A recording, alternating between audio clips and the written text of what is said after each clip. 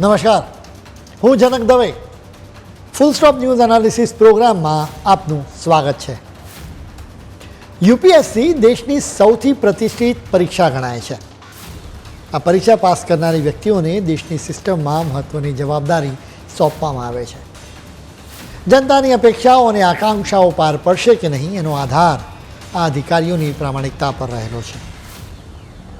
અત્યારે આ ચર્ચા કરવાનું કારણ યુપીએસસી પાસ કરીને આઈઆરએસ બનેલી ઓફિસર એક ઉમેદવાર છે. તેના પર સત્તાના મિસયુઝનો આરોપ મૂકવામાં આવ્યો છે. એટલું જ નહીં, તેના સિલેક્શનને લઈને પણ અનેક સવાલો જાગ્યા છે. આ મુદ્દે અમે વિસ્તારથી તમને વાત કરીશું.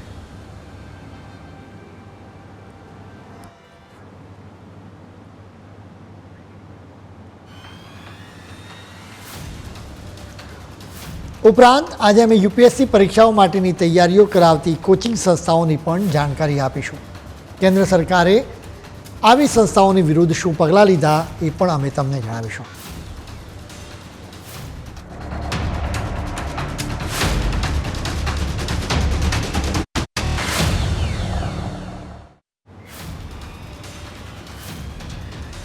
દેશ પ્રગતિ કરી રહ્યો છે, આ વાતનો અમે પણ સ્વીકાર કરીએ છીએ. જો કે આ ચકાચોંધમાં દેશના કેટલાક યુવાનો અનુભવી રહ્યા છે કે તેમની સાથે વિશ્વાસઘાત થઈ રહ્યો છે. સરકારી નોકરી મેળવવા માટે વર્ષો સુધી યુવાનો મહેનત કરતા હોય છે. તેમને મહેનત કરતા જોઈને તેમના માતા પિતાને પણ આશા જાગતી હોય છે. જો કે સરકારી ભરતીની પરીક્ષાઓનું પેપર લીક થતાં જ આ આશા પર ભ્રષ્ટાચારનું બુલડોઝર ફરી વળે છે. ચોક્કસ જ કેન્દ્ર સરકાર પેપર લીકની ઘટનાઓને રોકવા માટે ગંભીર છે. એટલા માટે નવો કાયદો પણ લાવવામાં આવ્યો છે. જોકે આમ છતાં લીકેજ અટકતું નથી. અધૂરામાં પૂરું, ડૉક્ટર બનવા માટે જરૂરી નીટની પરીક્ષાના પેપર પણ લીક થયા. આવી ઘટનાઓ યુવાનોના મનમાં હતાશા ભરી દે છે. આવા માહોલમાં એક આઈએએસ ઓફિસરના સિલેક્શનથી આખો દેશ સ્તબ્ધ થઈ ગયો છે. આ સિલેક્શનને લઈને અનેક સવાલો જાગ્યા છે. અમે આ સિલેક્શનના મામલે વિગતે વાત કરીશું. આ વાત આઈએએસ ઓફિસર પૂજા ખેડકરની છે. તેમની સાથે જોડાયેલા વિવાદોનું લિસ્ટ આમ જોઈએ તો ખાસું લાંબુ છે. 2023 બેચના આઈએએસ ઓફિસર પુણેમાં પ્રોબેશન પર હતા. જોકે એ દરમિયાન તેમના સિલેક્શન અને બિહેવિયર એમ બંનેને લઈને અનેક વાતો બહાર આવી, જેના લીધે આખરે વાશિમમાં તેમની ટ્રાન્સફર કરવામાં આવી હતી. આ કેસમાં બહાર આવેલી વિગતોએ યુપીએસસીની પરીક્ષામાં સિલેક્શનને લઈને પણ કેટલાક સવાલો જણાવ્યા છે. યુપીએસસી દેશની સૌથી મુશ્કેલ પરીક્ષા કહેવાય છે. વળી આ પરીક્ષા દ્વારા જ દેશની સિસ્ટમ માટે મહત્ત્વના અધિકારીઓની પસંદગી પણ કરવામાં આવે છે. આ પરીક્ષામાં જ ગરબડ થાય તો એનું શું પરિણામ આવી શકે એ આ કેસથી ક્રિસ્ટલ ક્લિયર થાય છે. પૂજાએ યુપીએસસી એટલે કે યુનિયન પબ્લિક સર્વિસ કમિશનને એક એફિડેવિટ ફાઇલ કરી હતી, જેમાં તેમણે દાવો કર્યો હતો કે તેમની દૃષ્ટિમાં ખામી છે. એટલું જ નહીં, તેઓ માનસિક રીતે બીમાર હોવાનો પણ દાવો કરવામાં આવ્યો હતો. દિવ્યાંગતાનું સર્ટિફિકેટ હોય તો યુપીએસસીમાં સિલેક્શનમાં ખાસ છૂટછાટ મળે છે. પૂજાએ માનસિક રીતે બીમાર અને દૃષ્ટિમાં ખામી હોવાનું સર્ટિફિકેટ રજૂ કર્યું. એટલે જ પરીક્ષામાં તેમના ઓછા માર્ક્સ આવ્યા હોવા છતાં તેમને મદદ મળી હતી, જેના લીધે જ તેઓ આ પરીક્ષા પાસ કરી શક્યા. એટલું જ નહીં, આખા ઇન્ડિયામાં 821મો રેન્ક પણ મેળવી શક્યા હતા. પૂજાનું સિલેક્શન થઈ ગયું, જેના પછી તેઓ ખરેખર માનસિક રીતે બીમાર છે અને તેમની દૃષ્ટિમાં ખામી છે એનું વેરિફિકેશન કરવું નિયમ મુજબ જરૂરી હતું. એટલે પૂજાએ મેડિકલ ટેસ્ટ આપવાની જરૂર હતી. જો કે તેમણે જુદી જુદી 6 વખત આ મેડિકલ ટેસ્ટ આપવાની ના જ પાડી દીધી. એટલે ભલે પૂજાએ માનસિક રીતે બીમાર હોવાનું સર્ટિફિકેટ આપ્યું હતું, પરંતુ તેઓ કોઈ ચાલાક ખેલાડીની જેમ ખેલ ખેલી રહ્યા હોવાની શંકા વ્યક્ત કરાઈ. તેમણે સૌથી પહેલાં 2022ની 22મી એપ્રિલે દિલ્હીમાં એમ્સ ખાતે મેડિકલ ટેસ્ટ આપવાની જરૂર હતી. જો કે તેઓ આ ટેસ્ટ આપવા જ ન ગયા. કારણ પૂછવામાં આવ્યું તો તેમણે કહ્યું કે તેઓ કોવિડ પોઝિટિવ છે. જેના પછી તેમને દિલ્હીમાં 26મી મે એમ્સ જ્યારે સફદરજંગ હોસ્પિટલમાં 27 મે જવા માટે કહેવામાં આવ્યું. જો કે તેઓ આ બંને જગ્યાએ ટેસ્ટ માટે નહોતા ગયા. 1 જુલાઈએ એપોઇન્ટમેન્ટ હોવા છતાં તેઓ હોસ્પિટલ્સમાં ટેસ્ટ માટે ન ગયા.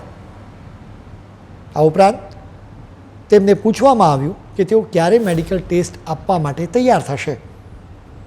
તેઓ 2022ની 26મી ઓગસ્ટે મેડિકલ ટેસ્ટ માટે તૈયાર થયા હતા. આમ છતાં પૂરેપૂરા ટેસ્ટ નહોતા આપી શક્યા. તારીખ પે તારીખ પણ પૂજા ટેસ્ટ કરાવતા જ નહોતા. 2 સપ્ટેમ્બરે મહત્ત્વના MRI માટે તે હોસ્પિટલમાં ન પહોંચ્યા. તેમની દૃષ્ટિમાં ખરેખર ખામી છે કે નહીં એ તપાસવા માટે જ આ ટેસ્ટ કરાવવાનો હતો. પૂજાના કેસમાં શંકા કરવા માટેનું સૌથી મોટું કારણ એ છે કે તેઓ આ ટેસ્ટ માટે તૈયાર જ ન થયા. બીજી તરફ તેમણે કોઈ ખાનગી લેબોરેટરીમાં MRI ટેસ્ટ કરાવ્યો અને એનો રિપોર્ટ રજૂ કરી દીધો. સ્વાભાવિક રીતે UPSC નક્કી કરેલી જ હોસ્પિટલમાં જ ટેસ્ટ કરાવતા હોય છે. એટલે જ UPSCએ પૂજાના રિપોર્ટ્સને ફગાવી દીધા. એટલું જ નહીં, UPSCના અધિકારીઓએ તો પૂજાની પસંદગીને સેન્ટ્રલ એડમિનિસ્ટ્રેટિવ ટ્રિબ્યુનલમાં પડકારી હતી. 2023ની 23મી ફેબ્રુઆરીએ ચુકાદો આવ્યો. આ ચુકાદો પૂજાની વિરુદ્ધમાં હતો. જો કે પછી ક્યાંક ખેલ થઈ ગયો હોવાનું જણાઈ રહ્યું છે. કેમ કે સેન્ટ્રલ એડમિનિસ્ટ્રેટિવ ટ્રિબ્યુનલના ચુકાદા છતાં પણ આખરે પૂજાના MRIના સર્ટિફિકેટને સ્વીકારી લેવામાં આવ્યું. આ ટેસ્ટ તેમણે નિયમથી વિરુદ્ધ જઈને ખાનગી લેબોરેટરીમાંથી કરાવ્યો હતો. આમ છતાં તેમની IASની નિમણૂક પણ કન્ફર્મ થઈ ગઈ હતી. સોશિયલ મીડિયા પર મોક ઇન્ટરવ્યૂનો એક વિડીયો વાયરલ થઈ રહ્યો છે, જેમાં પૂજા શું કહે છે એ તમે સાંભળો. Your father worked some bank or where? Your father? So no, sir. He's a civil servant. Civil servant. Yes. But no salary, zero income. You have shown actually zero income. Your father. Sir, actually, my parents are separated, and I'm not I much see. in contact with my Oh. father. પૂજાએ દાવો કર્યો કે તેમના માતા પિતા અલગ થઈ ગયા છે. આ ઇન્ટરવ્યૂના પેનલમાંથી સવાલ પૂછાયો કે શા માટે તેમણે તેમના પિતાની આવક 0 બતાવી છે. જેના જવાબમાં પૂજાએ ખુલાસો કર્યો કે તેઓ આર્થિક રીતે પિતા સાથે જોડાયેલા નથી. જો કે પૂજાના પિતાએ 2024ની લોકસભાની ચૂંટણી લડી હતી, જેની એફિડેવિટમાં એવી કોઈ જ વિગત આપવામાં આવી નથી. એટલા માટે જ દિવ્યાંગતાના સર્ટિફિકેટની જેમ હવે પૂજાના OBC ક્રિમિલિયર સર્ટિફિકેટને લઈને પણ સવાલો ઊભા થયા છે. આ સર્ટિફિકેટ માટે માત્ર કાગળો પર જ ડિવોર્સ લેવામાં આવ્યા હોય એમ જણાય છે. પૂજાના મોક ઇન્ટરવ્યૂની આ વિડીયો ક્લિપ ખૂબ જ વાયરલ થઈ છે. આ ક્રિમિલિયરના સર્ટિફિકેટને લઈને ખૂબ સવાલો કરાયા છે, જેના વિશે અમે તમને વિસ્તારથી જણાવીશું. પરંતુ અત્યારે સમય છે એક બ્રેકનો.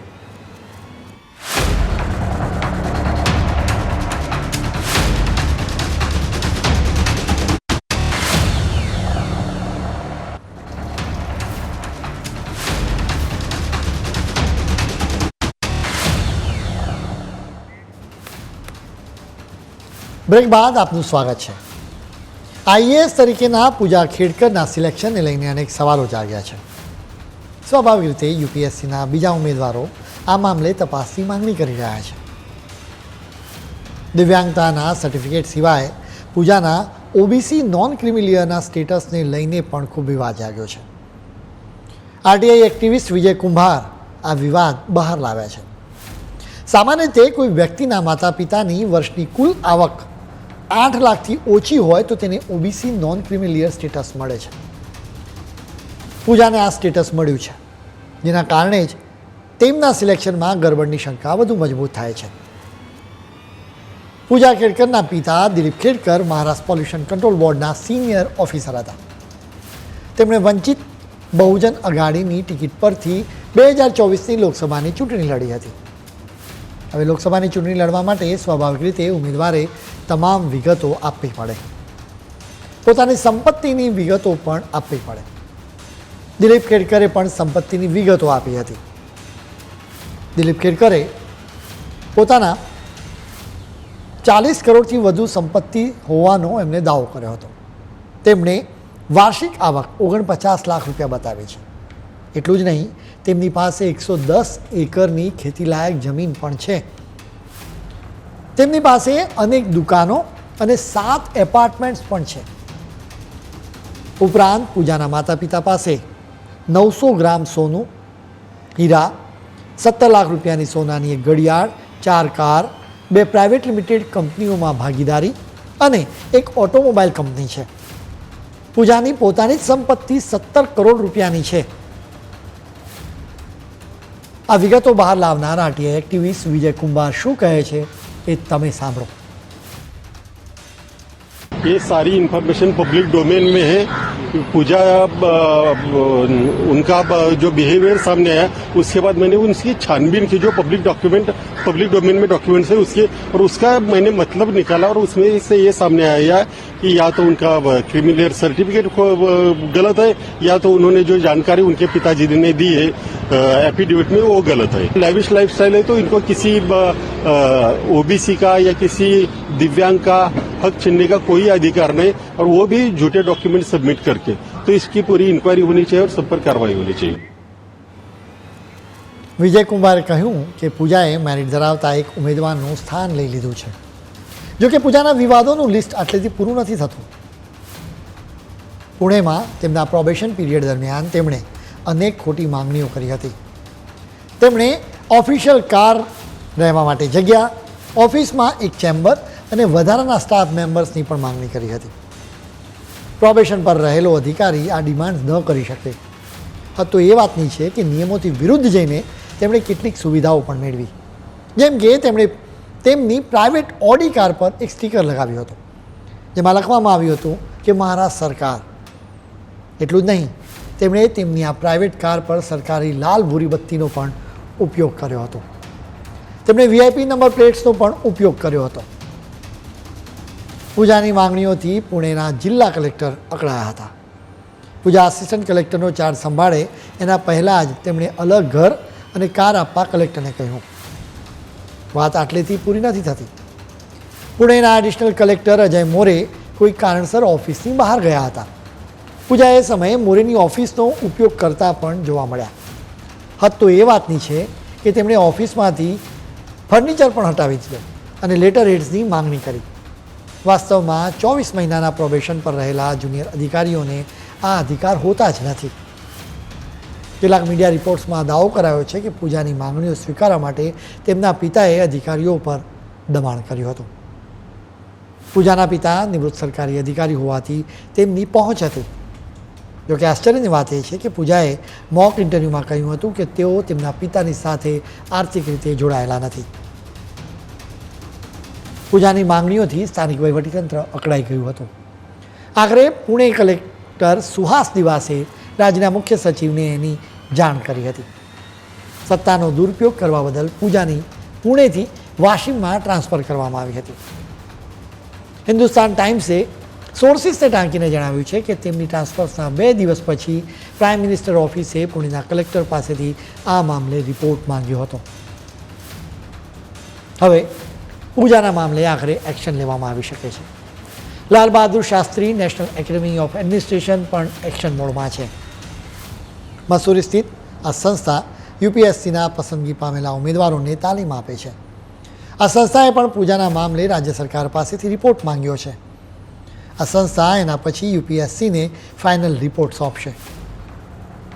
પૂજાના મનસ્વી વ્યવહારની વાતો આટલેથી પૂરી નથી થતી. પૂજાની વાશિમમાં ટ્રાન્સફર કરવામાં આવી હોવા છતાં તેઓ 3જા દિવસે પણ ફરજ પર હાજર નહોતા રહ્યા.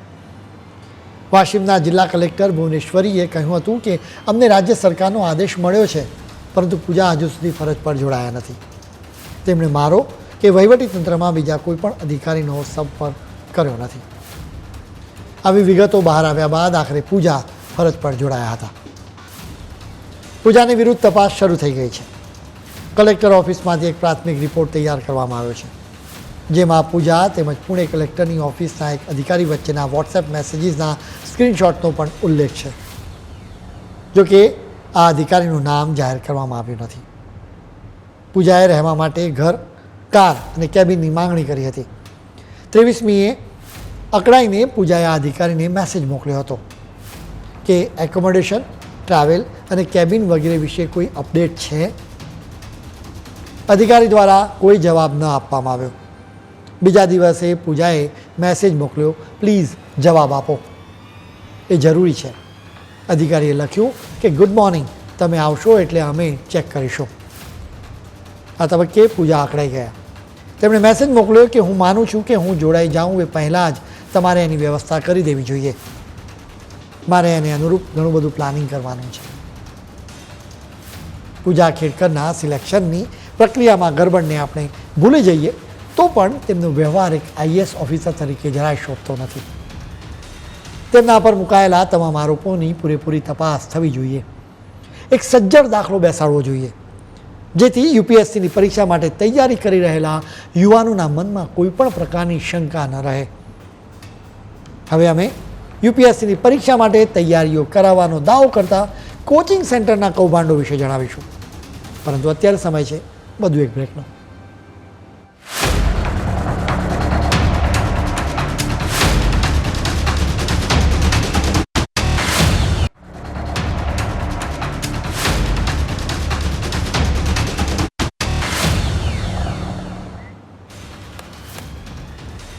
બ્રેક બાદ આપનું ફરી સ્વાગત છે. આઈએએસ ઓફિસર પૂજા ખેડકરના ક્લાસિક કેસ વિશે અમે તમને વાત કરી. હવે અમે તમને યુપીએસસીની પરીક્ષા પાસ કરાવી આપવાનો દાવો કરનારા કોચિંગ સેન્ટર્સની વાત કરીશું. તમે 12th ફેલ ફિલ્મ કદાચ જોઈ હશે. એમાં યુપીએસસી પ્રિલિમિનરી, મેઇન્સ અને ઇન્ટરવ્યૂ ક્લિયર કરાવવા માટેનો સંઘર્ષ બતાવાયો છે. દર વર્ષે લગભગ 10 લાખ લોકો આઈએએસ અને આઈપીએસ ઓફિસર બનવા માટે તનતોડ મહેનત કરતા હોય છે. મનોજ શર્માની કહાની બિગ સ્ક્રીન પર આવી એટલે અનેક લોકોનો ખ્યાલ આવ્યો કે યુપીએસસી કેટલી મુશ્કેલ છે. સાથે જ આ ફિલ્મમાં એક રીતે કોચિંગ સેન્ટર્સનો ખેલ પણ બતાવાયો છે. કોઈ ઇન્સ્ટિટ્યૂટમાંથી ભણીને કેટલા ઉમેદવારો રિયલમાં આઈએએસ અને આઈપીએસ બન્યા એ ખૂબ જરૂરી નંબર છે. અહીં જ ખેલ થાય છે. 12th ફેલમાં પણ આવી જ એક ઇન્સ્ટિટ્યૂટ બતાવાઈ હતી. સેન્ટ્રલ કન્ઝ્યુમર પ્રોટેક્શન ઓથોરિટીના ચીફ કમિશનર નિધિ ખરેએ આવા કોચિંગ ઇન્સ્ટિટ્યૂટનો પર્દાફાશ કર્યો. એટલું જ નહીં, તેમની વિરુદ્ધ એક્શન પણ લીધી.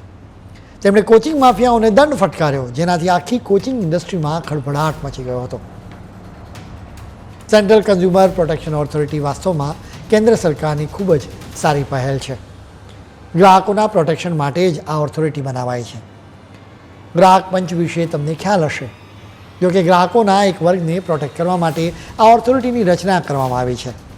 આ કેસમાં યુપીએસસી માટે તૈયારીઓ કરી રહેલા લોકોના વર્ગના પ્રોટેક્શન માટે આ ઓથોરિટી લડત લડી રહી છે. આ ઓથોરિટીએ ખૂબ જ સારી કામગીરી કરી છે. એણે ઈ કોમર્સ કંપનીઓ વિરુદ્ધ પણ એક્શન લીધી છે. આ ઓથોરિટીએ 20 કોચિંગ ઇન્સ્ટિટ્યૂટની વિરુદ્ધ તપાસ કરી, જેમાંથી 4 કોચિંગ ઇન્સ્ટિટ્યૂટને ₹1 લાખ દંડ પણ ફટકારવામાં આવ્યો છે. જેમાં Rau's IAS study circle, Chahal academy, Iqra IAS, IAS Baba સામેલ છે. નિધિ ખરેએ જણાવ્યું હતું કે Chahal academy, Khan study group IAS, APTI plus, analog IAS, Shankar IAS, Shriram IAS, Byju's IAS, Unacademy, next IAS, Drishti IAS, Iqra IAS, vision IAS, IAS Baba અને અલ્પ્સ આઈએએસ સહિત કેટલીક કોચિંગ સંસ્થાઓને નોટિસ મોકલવામાં આવી છે. આ તમામ કોચિંગ સંસ્થાઓની પોતપોતાની કહાની છે. જોકે ઇકરા આઈએએસનો કેસ સૌથી વધારે ફની છે. આ કોચિંગ સંસ્થાને નોટિસ મોકલવામાં આવી છે, જેમાં આ સંસ્થાની ગેરમાર્ગે દોરતી જાહેરાતો અને વેપાર કરવાની ખોટી રીતોનો ઉલ્લેખ છે. સેન્ટ્રલ કન્ઝ્યુમર પ્રોટેક્શન ઓથોરિટીએ ખૂબ જ સ્ટડી કરીને આ નોટિસ તૈયાર કરી છે, જેમાં લખવામાં આવ્યું હતું કે તમારી સંસ્થા 2018માં શરૂ કરવામાં આવી હતી. જોકે તમે દાવો કરો છો કે 2015 અને 2017ના રેન્કર્સને તમે ટ્રેનિંગ આપી હતી. એટલે આ રીતે ગેરમાર્ગે દોરતી જાહેરાતો લઈને સવાલ કરવામાં આવ્યો હતો.